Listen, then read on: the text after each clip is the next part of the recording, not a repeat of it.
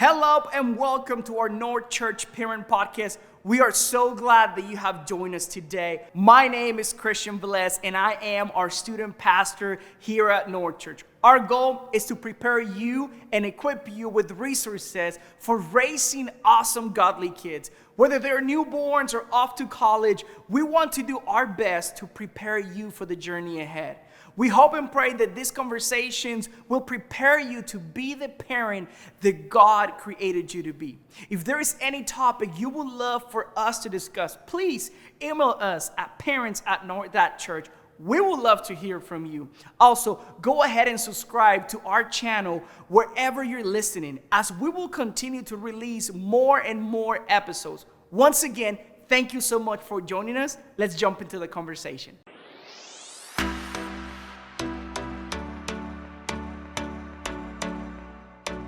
Hello, North Church. Welcome to the North Church Parent Podcast. My name is Christian Velez. I'm the student pastor here, and I have the honor to be with Donnie Van Curen. Now, Donnie, this is a different setting because every time I see you, I'm the one answering questions to you. So Donnie is Natalie and I, marriage counselor, and we have had a relationship for the past 3 years since we did pre-marriage counseling, and we're going to be talking about a topic that is very relevant in today's generation. But before, I want you guys to get to know a little bit more about Donnie. So Donnie, would you let us know a little bit about your family and what you do?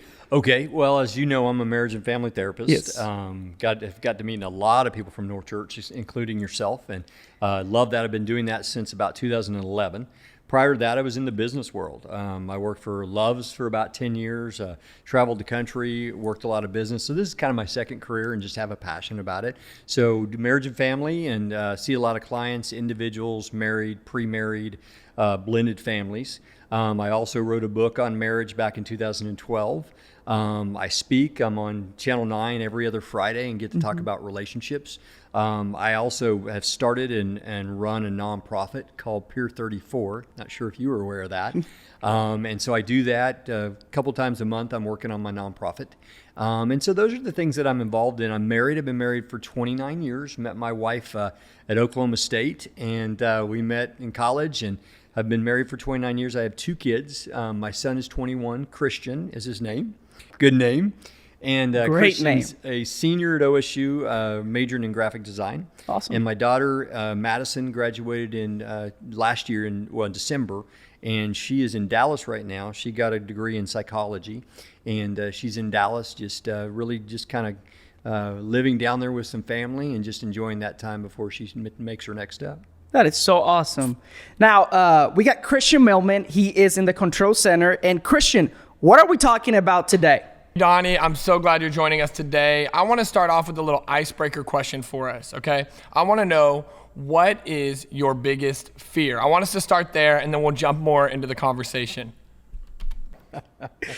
Well, me and Christian were talking about this earlier, and he did remind me of something that freaks me out.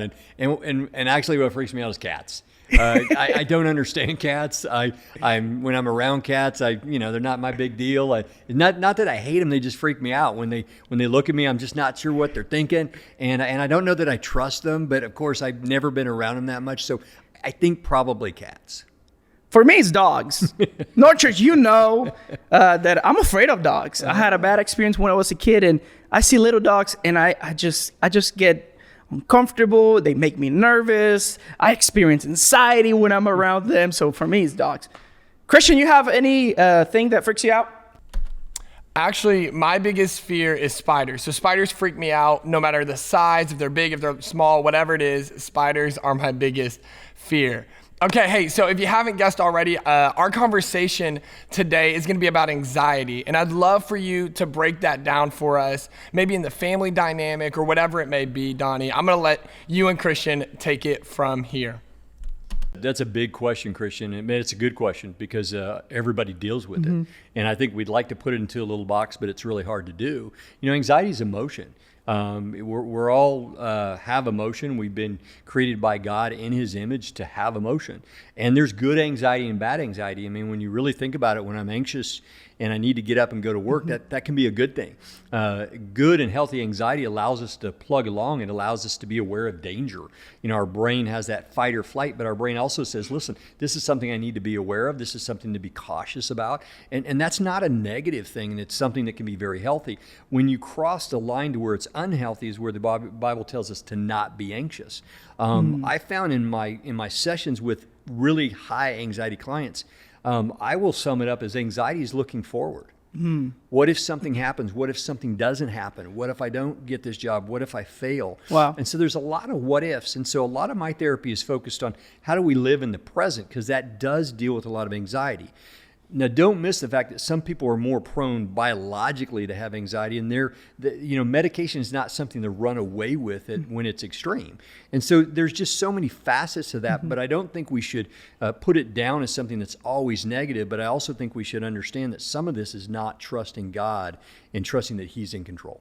Thank you so much for that definition. There's good anxiety and there is also bad anxiety. And now I work with students and Christian work with North kids here at North Church. And the main reason why we're doing this podcast is because we want to help you and want to give you resources, parents, to be better parents, to help you parent and for you also to teach your kids to have a biblical worldview. Now, I was reading a article of research, and it said that 2 out of 3 teenagers report high anxiety. Right. That 3 out of 5 report depression.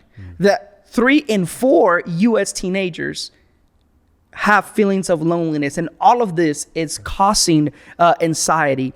How can we identify anxiety in our kids, in our teens, in children? Right. Good question. Plus, probably extremely relevant. I don't know when that article was written, but I would tell you that whatever the number was before COVID has been maximized quite a bit. And I see a lot of adolescents, I think you're aware of that, and anxiety and depression are really a core to what they're dealing with.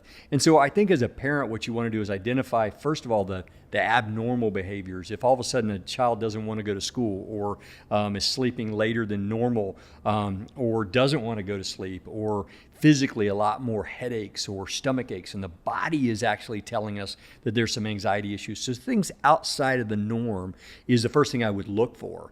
I would look for hesitation to do things that are really normal or that they've always done. So just look at that outside the norm. Look at avoidance. Look at maybe appetite suppressant. Maybe they're not eating or don't want to eat. So those are some things that I think are really easy flags. Maybe they don't want to talk as much as normal. They don't want to talk to you, or they seem to be hiding things. Now, I know parents out there are going, okay, that's almost every time I see my adolescent, they don't want to talk to me. Or every time I see my adolescent, they're sleeping in. So remember, some of these things don't necessarily mean there's anxiety. So don't just be down your kid in about 5 minutes. But just remember that if it's outside the norm, just be aware of it. That doesn't mean you necessarily have to act, but just look for more and more signs that maybe anxiety is something that's building, and then try to figure out where that's coming from. Good. Thank you so much. So how has screen time, social media built into this anxiety? And also, is there a good amount of time that kids or teenagers, and I don't know if there is a right answer for this one, but if there's a good amount of time healthy that they could spend with screen time and social media. But I've seen in teenagers that social media has played a huge role in their anxiety. I think all of us can attest that if I sit and look at a screen all day, whether I'm an adult or a young person, I'm going to be a little more moody. I'm a little more less disciplined about dealing with my emotion. I may be a little crankier, a little shorter, because when we're watching TV, we're kind of shutting down. We're not thinking about anybody but ourselves. We're just kind of feeding ourselves, whether it's positive or negative, we're just feeding ourselves. And in itself, it's not necessarily a negative thing, but I do believe that the more we're in screen time and the less balanced we are, I'm gonna go back to that word, the more that can be prone to depression, anxiety, outburst, anger, conflict. Now, balance is the key that I want parents to focus on. I don't think I could tell you that your kid should be on it 2 hours or 4 hours or whatever the case is, but balance is what we want to teach our kids. And so we teach them, hey, there's a time for video games, knock yourself out, enjoy it. There's a time for movies, but there's also time to be outside. There's a time to do chores. There's a time to be by yourself. And what you want to try to communicate and teach is balance, because balance is something that will be with them the rest of their lives. It allows us to be healthy, be the best we can be. So I'm always focused on balance. I don't think it's so much a matter of this time and be really rigid with that, but make sure your young person has balance. If a kid's on video time, 5 hours one day, but he goes out and plays a ball game or is with his friends outside for 5 hours, I don't know that I'm really sweating that much. Good. That is good. And I like that you talked about balance because you said there's not the right amount of time, but if they're doing all of these things, it's going to help them. One of the things I've noticed a lot is with social anxiety, because I feel like a lot of the times kids are spending way too much time doing things on their own, like playing video games on their phones, but they're not spending time with people, playing outside. And I Agreed. I'm a huge believer that kids and students, they need community. And let me add to that. I think some of the anxiety we're seeing with older kids, high school and college, is that anxiety in the social side. And that's because of a lack of skill. If I'm not building social relationships, if I'm not dealing with awkwardness or dealing with relationships, then as I get older, I don't know how to have a friendship. I don't know how to build those. And so there's a deficiency which is causing some of that anxiety you're talking about. So I agree. Yeah. So I am not a parent, as you guys already know, but I've been working with students for the past 11 years. And one of the things that I've heard parents said hundreds and hundreds of times, so why they don't come on a Wednesday night or why they don't go to camp or retreat. And they always say, well, they just don't know anyone. It makes them nervous and they feel awkward. And I feel like students and kids, they need to feel that tension. They need to learn how am I going to overcome this? And I feel like a lot of times parents are trying to protect their kids so much. They say, well, don't go. It's okay to stay home. And because of that, they spend way more time on social media, way more time on playing video games. How can parents monitor, and you touched on it a little bit already on that, but their screen time, and how can they help their kids understand too much of this is not good for you? Yeah, and I don't know, some kids are not going to ever understand that. They're going to just have a problem with it. Yeah. And so the best thing you can do is help them understand the value of balance. Probably being very clear that you struggle with balance as a parent. It's okay to be real with your kids and say, hey, I know that when I focus on one thing only, I'm not at the level I need to be as a husband or a father or a dad or et cetera. And then at the same time, set those standards and let them just adjust to it. Because sometimes we're trying to get them to approve it. We're trying to get them to be okay with it. And parents, if you're anxious, your kids are going to be anxious. Yes. If you're worried about how they're going to handle peer pressure, they're going to feed off that and they're going to be worried. So you have to be comfortable and trust that, hey, they're going to be okay. And trust me, they will. And so when you say, hey, you've got to be a part of this, if you don't understand, you will someday. You just got to trust me. And sometimes you just got to go forward without really convincing them. But I think a good way of just helping them understand is just help them understand that balance is important. Maybe even show them real life examples.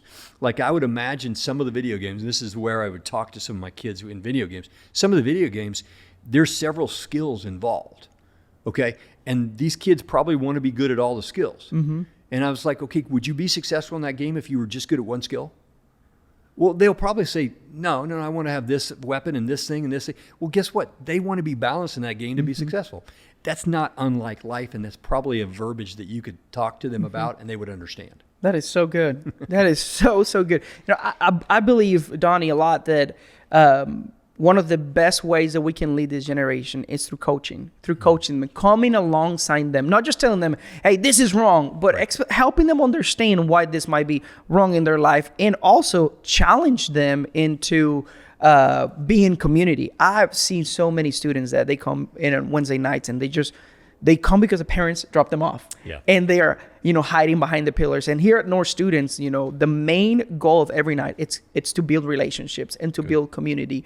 We do our best to make kids feel welcome and feel like they are part of it, because we understand the kind of anxiety that they are dealing with. So what are some practical ways that parents can teach or do with their kids when they have spot that their kids are struggling with anxiety, that they are depressed? What are some things they can do? Yeah, and I like the focus there that you started with was relationships. Probably back in the 70s, James Dobson said, rules without relationships leads to rebellion in parenting. And I think you've got to find that balance between rules and relationships. And relationships means I'm going to be in your business, not as a parent, but as a friend and as a peer. Yep. I know ever since my son was 3 years old, I have breakfast with him once a month at a spot that we never take my daughter. And that's our spot. So here he is 21 and we still go to that place, not every month, but we still go.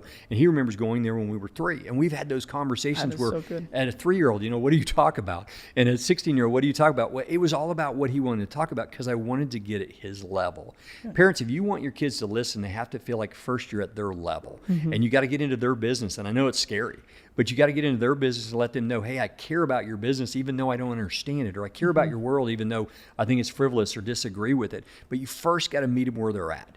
And if you can meet them there, then you now have a chance to influence them and to give them advice. But you got to enter their world. And so sometimes that's time, listening, not time on the phone. And, you've got to be there in there, listening to them, talking to them, get eye contact, etc. They know when you're faking, guys. They know when it's not consistent. If you all of a sudden go see a therapist and then they go, oh yeah, for the next 2 weeks you've been in my business and now you stopped. Well, they know when it's legit and you really like them. Here's something that I would ask you. Your kids know you love them. Do they know you like them? And that's what I mean by being a part of their world. They feel like you like them, and then they open up doors for you. That is so good. That is so good. When you're saying that, it just makes me think even my relationship with my wife. Because there are times that I'm there, but I'm not really fully present with her. And you're like, she knows that I love her. And that was like kind of like challenged me. I'm like, oh, my goodness. Because that's what we want. It's not only teenagers. It's not only kids. It's like it's human nature. We want that relationship with people. Donnie, in America, in the world, there is this stigma about seeing a professional counselor, a professional help. Can you speak on that and encourage our parents and whoever is watching the importance of seeing a professional counselor? Me and my wife, we go to you every quarter, and it's something that we've been doing since before we got married, and we will do the rest of our life. And can you speak on that so parents can understand, hey, not because you go to a counselor doesn't mean you're crazy. Right. And I'll be transparent. Before I went into counseling, I probably agreed that same thing: is to go to a counselor, you're sick, you're something's really wrong with you. But I think what you'll find is some of the most professional athletes, the most successful people in the world, big business people that I know come and see me, and just really successful people, they see it as a coach. They see it as someone that can continue to help them be better. A lot of people say, I've got to go there to get fixed. And I understand the mentality. I think historically that's been the mentality. But I think if you say, how can this person make me better husband, better father, better at my job, better at my sports. I mean, I have professional athletes that come and see me because they want to get better. And so what I want to emphasize is if you can look at it from a proactive place and say, this person's going to make me better, and understand there's not a stigma anymore. It's going away. I think in Oklahoma we're a little behind, but I know in the East Coast and West Coast, people were very proud to have the best therapist. Hey, this is my therapist. I can call him anytime. This is the best one. And it's a sense of pride. Whereas here, we're still kind of working towards not feeling like that means something's wrong with me. And I think we're getting a lot farther along. But I would encourage you just to have that open mind and come in from a proactive place of how can this person help me be better, not necessarily what's wrong with me. That is so good. Me and my wife, we have a lot of friends. We're in a group, and something I always tell people, it's like our residents that are some of them are getting married. I tell them all the time, if you cannot afford canceling, you cannot afford to get married. And we tell everyone, if you're married and you're canceling, we always, because we have seen the benefit to our relationship going and see you, going and seeing a counselor, how much that has helped us in our communication. Well, and I'll tell you, there is so many options for different levels of income. Yeah. I mean, there is a lot of counseling options at different levels. There's a lot of services out there. So I would tell you, yes, you want to make sure you're investing financially and giving that to get something back. But I also tell you that one size doesn't fit all. There's a lot of great counselors out there for different purposes and different connections, whether that's a woman, a man, whether that's a different financial rates. But I would just tell you that don't feel like it's a one size fits all. That's good. Where can they find you and where you work? Because you're not the only counselor in there. There are about 10 of them are over there. Can you let our listeners know where can they go? Yeah, in 2015, I started a practice called New Path. And New Path is really Christian counselors. We've got about 10 right now. And they're all facets. I mean, addiction, women, men, neurofeedback, just some really great stuff. So if you go to newpathok.com, that's our website.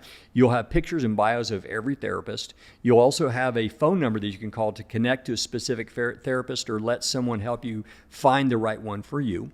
And that's the easiest place to go. And matter of fact, we're going to be real good that if somehow we don't help get you where you want to go, we'll find that place. That's so awesome. Thank you so much. You got it. Hey, Donnie, thank you so much for the conversation and for all the wisdom on this topic that is so relevant, that it's attacking. I tell our students often, the enemy is using anxiety to cripple you, to stop what God has created you to be. Dude, it was a pleasure and an honor. I love North Church. You guys are like family. So just thank you for asking me. Yeah, thank you so much for being here. Hey, North Church, thank you so much for joining us for another episode. We will be going every month with a new topic that we want to help you parents. We want to partner with you here at North Church. So thank you so much for joining us.